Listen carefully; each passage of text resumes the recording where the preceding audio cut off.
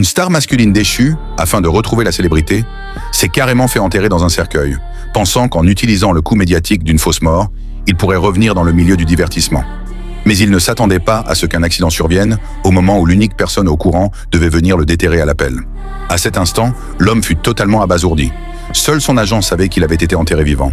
Mais celui-ci venait d'avoir un accident de voiture. Même s'il ne mourrait pas, il devrait rester hospitalisé 10 jours ou une quinzaine. D'ici là, lui serait probablement déjà réduit à un tas d'os. Pete sombra alors dans la panique.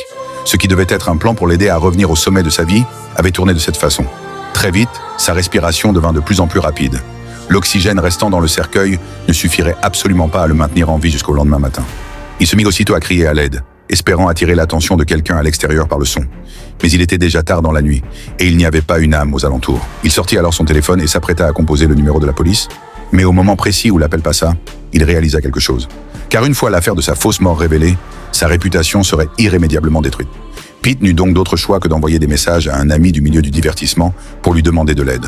Mais comme le téléphone venait d'être acheté, et qu'en plus cette personne l'avait bel et bien vu mort dans la journée, elle ne crut absolument pas à ses paroles, et le bloqua aussitôt en le supprimant. Il tenta désespérément de se forcer à rester calme.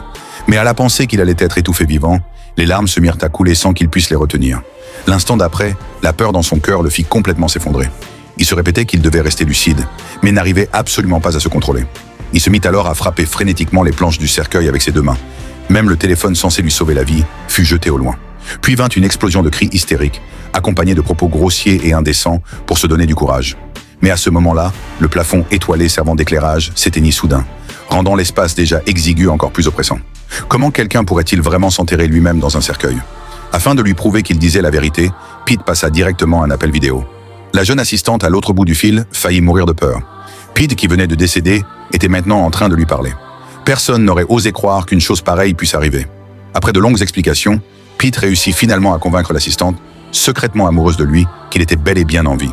Elle lui promit alors d'aller immédiatement le déterrer.